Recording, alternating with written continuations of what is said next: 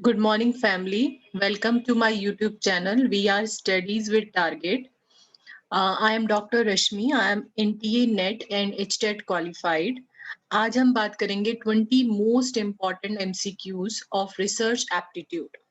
इस वीडियो को मैंने कोशिश करी है Hindi medium and English medium दोनों ही स्टूडेंट्स के लिए क्रिएट करने के लिए। तो अगर आपको ये वीडियो अच्छी लगती है तो please subscribe, like and share my video. तो स्टार्ट करते हैं। First question, which of the following is an initial mandatory requirement for pursuing research? इन निम्नलिखित में से कौन सा शोध को आगे बढ़ाने के लिए एक अनिवार्य आवश्यकता है? जब भी हम रिसर्च की बात करते हैं तो कौन सा ऐसा इनिशियल स्टेप है रिसर्च करने के लिए जो हमारा होना चाहिए, उसके बाद ही हमारी रिसर्च स्टार्ट होती है। तो रिसर्च बेसिकली हमेशा हम बात करते हैं, रिसर्च का मतलब होता है रिसर्च, किसी चीज को दोबारा से सर्च करना। तो सबसे पहले रिसर्च करने के लिए हमारे पास मेन जो सबसे इंपॉर्टेंट चीज होती है that is formulating a research question. हमारे पास कोई प्रॉब्लम होनी चाहिए जिस प्रॉब्लम को लेकर हम रिसर्च करेंगे और फिर उसके सॉल्यूशन तक पहुंचेंगे। ठीक है, तो इसको मैं एक छोटे से इससे एक्सप्लेन करती हूँ। सबसे पहले अकॉर्डिंग टू रिसर्च प्रोसेस जो हमारे होते हैं, बेसिक स्टेप्स कौन कौन से होते हैं आपके। फर्स्ट स्टेप होता है डिफाइनिंग द प्रॉब्लम। कभी भी रिसर्च करने के लिए हमारे पास सबसे पहले हमारे पास कोई प्रॉब्लम होनी चाहिए जिस प्रॉब्लम को हम के ऊपर हम रिसर्च करना चाहते हैं। जैसे फॉर एग्जांपल जो 65 से ज्यादा एज के पर्सन होते हैं उनको हार्ट की प्रॉब्लम क्यों होती है, तो दिस इज आवर प्रॉब्लम कि उनको ही हार्ट की प्रॉब्लम ज्यादा क्यों होती है, या उनके ऊपर हम कोई चीज डिफाइन करना चाहते हैं, कोई प्रॉब्लम लेना चाहते हैं। या फॉर एग्जांपल जब स्टूडेंट्स जो हैं वो पोस्ट ग्रेजुएशन में आते हैं तो वो मोर सिंसियर होते हैं एज कम्पेयर जब वो अंडर ग्रेजुएट होते हैं। तो ये इस टाइप की कोई भी एक प्रॉब्लम को हम उठाएंगे। उस प्रॉब्लम को उठाने के बाद हम उसका रिव्यू ऑफ लिटरेचर करते हैं। तो सेकंड स्टेप क्या होता है हमारा, that is review of literature. Review of literature का मतलब क्या होता है आपका, कि आप क्या करोगे, प्रीवियसली इस रिसर्च के ऊपर क्या क्या वर्क हो रखा है वो आप डिफाइन करोगे रिव्यू ऑफ लिटरेचर के अंदर। तो जिस पर्सन ने इस प्रॉब्लम के ऊपर ऑलरेडी पहले कोई काम कर रखा है, आप उस काम को आइडेंटिफाई करोगे। आप देखोगे कि उन्होंने क्या क्या लूप होल्स अभी रह गए हैं जो हम सर्च कर सकते हैं, जिसके ऊपर हम काम कर सकते हैं, और क्या क्या रिसर्च ऑलरेडी उस टॉपिक के ऊपर हो चुकी है। तो ये सारी चीजें हम चेक करते हैं रिव्यू ऑफ लिटरेचर के अंदर। थर्ड स्टेप होता है फॉर्मुलेशन ऑफ हाइपोथेसिस। हाइपोथेसिस क्या होता है आपका, basically hypothesis is basic assumption. हम ये मान के चलते हैं कि ये इस वजह से होता है, तो वो हाइपोथेसिस है, अजम्पशन है हमारी। अब उस अजम्पशन को हम सही या गलत प्रूफ करेंगे, तो उसके लिए हमें क्या करना पड़ेगा, हमें अपने अजम्पशन डिफाइन करनी पड़ेगी। तो अजम्पशन हमारे पास दो टाइप्स की होती है, नल हाइपोथेसिस और ऑल्टरनेट हाइपोथेसिस। इसको हम डिटेल में करेंगे जब मैं इसको डिटेल में इस टॉपिक को कवर करवाऊंगी आपका। फोर्थ स्टेप होता है developing a research design. Next hypothesis बनने के बाद नेक्स्ट स्टेप होता है हमारा डिजाइनिंग अ हाइपोथेसिस के बाद, सॉरी, फॉर्मुलेटिंग ऑफ हाइपोथेसिस के बाद नेक्स्ट स्टेप है हमारा डिजाइनिंग अ या developing a research design. Next collection of data. ठीक है, हम अपने अपने डेटा को कलेक्ट करेंगे, प्राइमरी सोर्स या सेकेंडरी सोर्स जैसे भी हमें। Then we analyse our data, फिर draw conclusion and replicate the study for generalisation. तो these are the basic steps और प्रोसेस ऑफ रिसर्च। तो सबसे पहला स्टेप जो इनिशियल स्टेप है, जो हमारे क्वेश्चन में पूछा गया था कि what are the initial mandatory requirement for pursuing research, तो उसके हमारा आंसर क्या है, फॉर्मुलेटिंग अ रिसर्च क्वेश्चन, एक शोध प्रश्न तैयार करना। सबसे पहले हमारे पास एक क्वेश्चन, एक प्रॉब्लम होगी, तभी हम उससे आगे काम करेंगे। तो correct answer is formulating a research question या फिर एक शोध प्रश्न तैयार करना। Next, which sequence of research step is logically in the list given below? हमारी जो लिस्ट है, मैंने अभी आपको स्टेप्स बताए हैं, उन स्टेप्स के अकॉर्डिंग हमारे पास कौन सी वाली सीक्वेंस करेक्ट है। तो सबसे पहले problem formation is okay, problem formation होना चाहिए। तो अगर हम देखें तो फर्स्ट, थर्ड एंड फोर्थ इन तीनों के अंदर ही प्रॉब्लम फॉर्मेशन है। तो यानी ये सेकंड वाला तो यहाँ पर क्या हो गया आपका, कैंसिल। प्रॉब्लम होगी देन उसके बाद ही हम क्या करेंगे, आगे वर्क करेंगे। तो प्रॉब्लम के बाद नेक्स्ट स्टेप हमारा क्या होता है, दैट इज हाइपोथेसिस मेकिंग। हम एक अजम्पशन मान के चलते हैं, जबकि जो हमारा फर्स्ट स्टेप है उसमें एनालिसिस लिखा था, तो that means it is wrong. Fourth वाले में डिसाइडिंग द सैंपल, सैंपल हम बाद में लेते हैं। फर्स्ट स्टेप हमारा क्या होता है, प्रॉब्लम फॉर्मेशन। फिर hypothesis making, developing research design, collection of data, then analyze and formulation of generalization and conclusion. So the correct answer is 3. ठीक है, आई होप सबको समझ आ रहा होगा. Next, the data obtain bye conducting a survey is called. अगर हम एक सर्वे कर रहे हैं और उससे हम जो डेटा कंडक्ट कर रहे हैं तो वो डेटा किस टाइप का कहलाता है आपका. हमारे पास डेटा जो है वो 2 टाइप्स के होते हैं, वैसे बेसिकली 3 टाइप्स के होते हैं. That is primary data, secondary data. ठीक है, प्राइमरी डेटा कौन सा होता है? जो डायरेक्ट हमें किससे मिल रहा है, जो डायरेक्टली हम रिस्पोंडेंट से ले रहे हैं. फॉर एग्जाम्पल, मैंने एक क्वेश्चनियर बनाया, मैंने 10 क्वेश्चन लिखे और मैंने उन क्वेश्चन का आंसर डायरेक्टली स्टूडेंट से लिया. तो मैंने क्या किया, डायरेक्टली जो क्वेश्चंस हैं वो डायरेक्टली अपने रिस्पोंडेंट से भरवाया है. तो वो जो डेटा हमें डायरेक्टली मिल रहा है, जैसे किसी ने कोई बात बोली है तो वो हमारा किस में आ रहा है, that is in the primary data. लेकिन अगर मुझे न्यूज़पेपर के थ्रू कोई बात पता चल रही है या किसी मैगजीन के थ्रू किसी ने कुछ कहा था, वो मैगजीन में लिखा हुआ और फिर मैंने वहां से उसे पढ़ा है, तो that is called your secondary data. तो जब भी हम सर्वे की बात करते हैं, that means we are talking about the primary data. क्योंकि प्राइमरी डेटा डायरेक्टली हम क्या कर रहे हैं, सर्वे के थ्रू फिल करवा रहे हैं अपने कस्टमर से, या फॉर एग्जांपल जिन जिन लोगों के लिए हमने वो प्रोडक्ट क्रिएट किया है, तो उस टाइप का डेटा आपका क्या कहलाएगा, that is called your primary data. But जब वो डेटा कलेक्ट हो जाता है, उसको एनालाइज करके आप उसका रिजल्ट जो है वो किसी न्यूज़पेपर में पब्लिश कर देते हैं और वहां से वो न्यूज़पेपर का डेटा मैं पढ़ रही हूँ, तो that is called your secondary data. ठीक है, नेक्स्ट क्वेश्चन है, a research report is a formal statement of. एक शोध रिपोर्ट डैश का एक औपचारिक वितरण है. जो हमारी रिसर्च रिपोर्ट बनकर आती है वो किस चीज से बनकर आती है, रिसर्च प्रोसेस से, रिसर्च प्रॉब्लम से, डेटा कलेक्शन से या डेटा एडिटिंग से. तो रिपोर्ट ऑब्वियसली बात है वो है जिसमें हम सारी इंफॉर्मेशन लिख रहे हैं.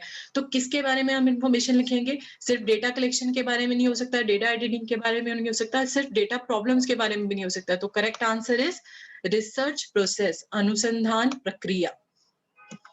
तो करेक्ट आंसर इज ए, अनुसंधान प्रक्रिया या फिर रिसर्च प्रोसेस जो है वो हमारा उसकी सारी डिटेल या उसकी सारी फॉर्मल स्टेटमेंट जो होती है वो हमारी किसके अंदर होती है, रिसर्च रिपोर्ट के अंदर. Next, converting a question into a researchable problem is called.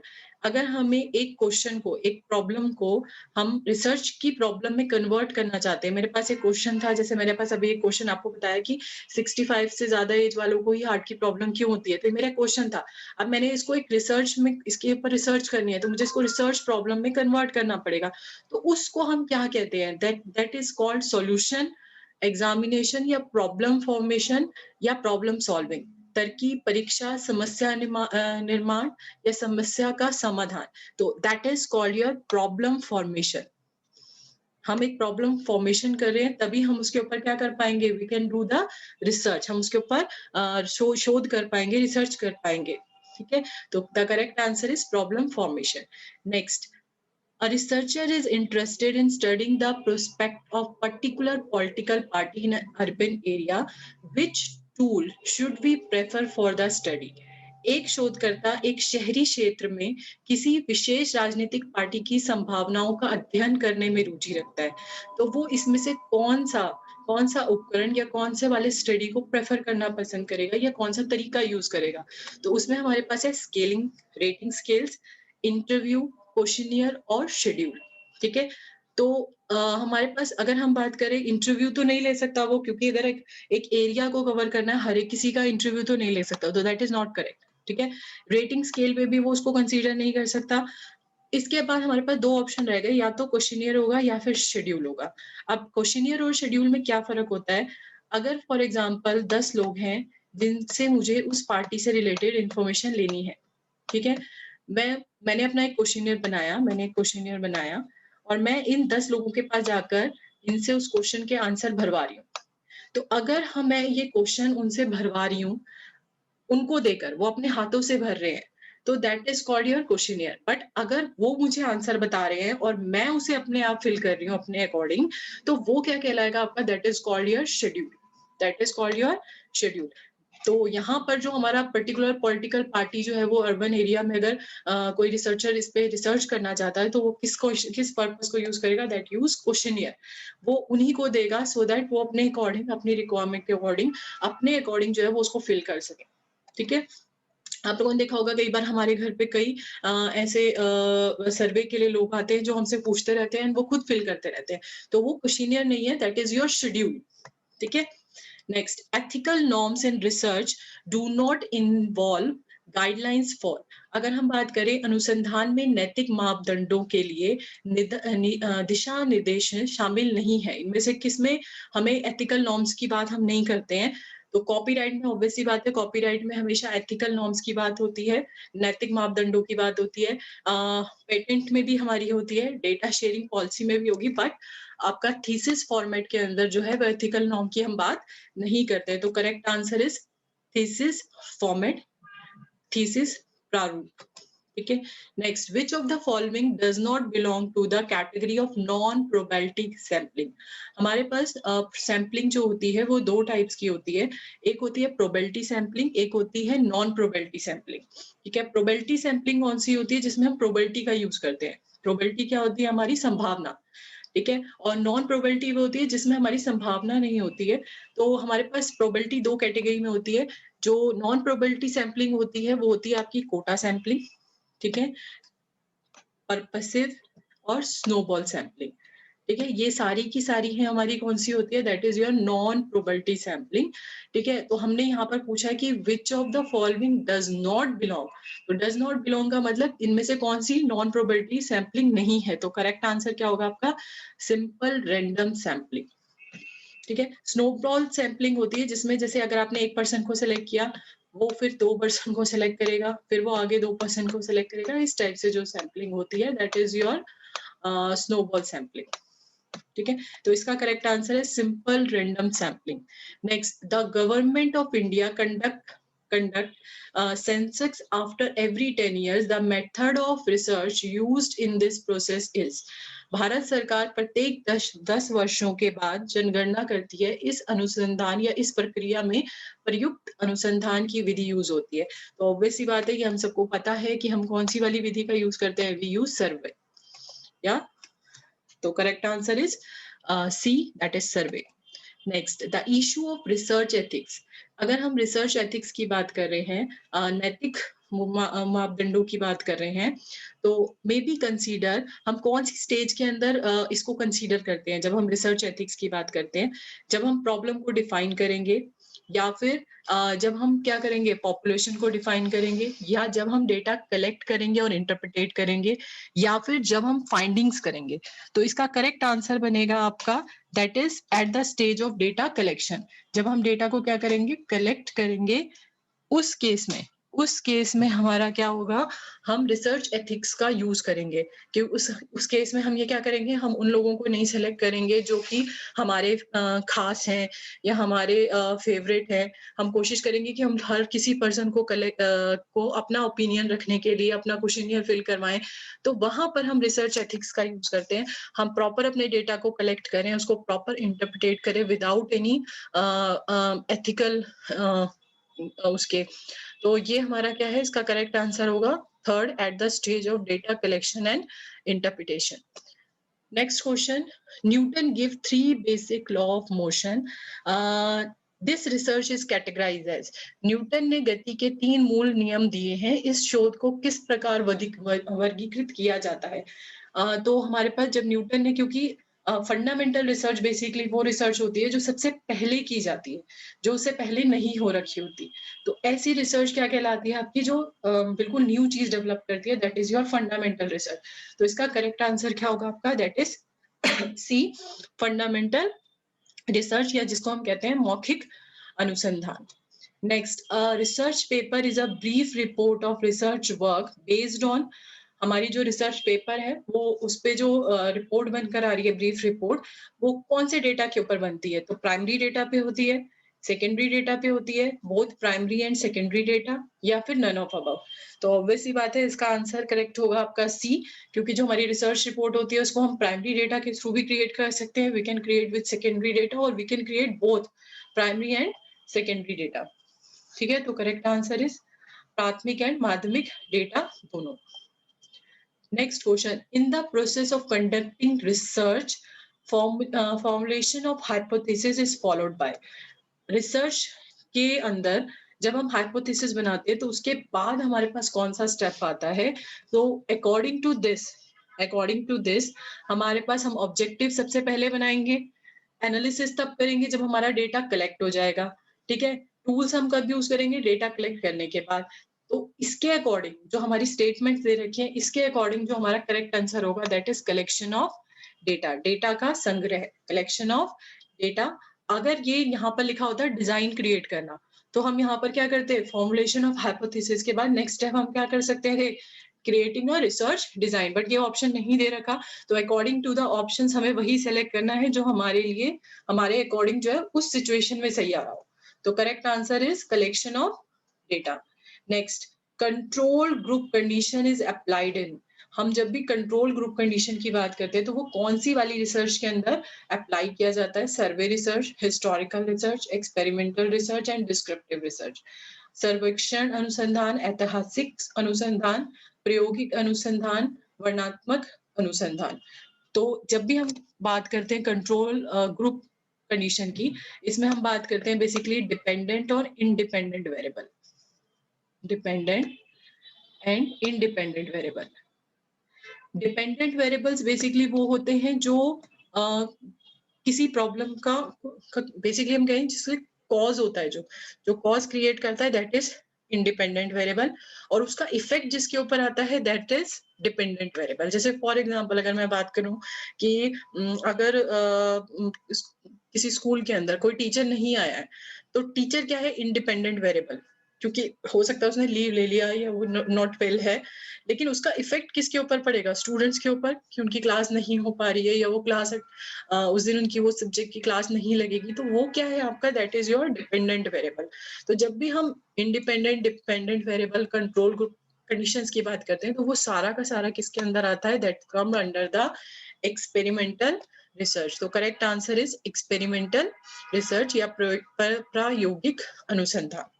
Which one of the following is a research tool? इनमें से कौन सा रिसर्च टूल है, तो मैंने अभी एक्सप्लेन किया था, that is questionnaire. Questionnaire is your research tool, questionnaire हम यूज करते हैं। तो करेक्ट आंसर इज सी, प्रश्नावली, ठीक है। Next, the research stream of immediate application. इसमें से कौन सी रिसर्च है जो इमीडिएट एक्शन के लिए हम यूज करते हैं, इमीडिएट एप्लीकेशन के लिए यूज करते हैं, तो that is called your action research. Action research is used for immediate application, और इसके ऊपर एनटीए नेट में कई बार प्रीवियस ईयर में क्वेश्चन पूछा गया है। तो the correct answer is B, that is action research. Next, which of the following sampling method is not based on the probability? अब इनमें से कौन सी वाली probability पे based नहीं है, तो मैंने आपको पीछे बताया था quota sampling. Quota sampling is your not based on the probability, that is non probability techniques। ये कौन सी है आपकी, that is non probability technique। तो correct answer is C। next, workshop are meant for, कार्यशालाएं बेसिकली किस purpose के लिए होती हैं, तो that is giving lecture, multiple target groups, showcase new theories, hands on training and experience. तो obvious ही बात है, जब भी हम वर्कशॉप की बात करते हैं तो हम बात करते हैं कि वहां पर हम कुछ खुद करके देखेंगे या हम वहां पर ट्रेनिंग मिलेगी हमें। तो the correct answer is D, that is hands on training experience. Next, research is not consider ethical. Research कब एथिकल कंसीडर नहीं की जाती, इफ इट, शोध को नैतिक नहीं माना जाता, कब नहीं माना जाता, try to prove a particular point, does not ensure privacy and autonomy of the respondent, does not investigate the data scientifically, is not a very high standard। तो इसका करेक्ट आंसर क्या होगा आपका, दैट इज बी। अगर हम respondent जिससे हम data भरवा रहे हैं, अगर हम उनकी ही गोपनीयता को सुनिश्चित नहीं कर पा रहे, मतलब हम उसको नहीं सेव कर पा रहे हैं, तो वो हमारी रिसर्च जो है वो एथिकल नहीं मानी जाती। तो correct answer is B. I hope आपको मेरी वीडियो अच्छी लगी हो, तो please like and subscribe my channel and share. Thank you for your valuable time. Thank you so much.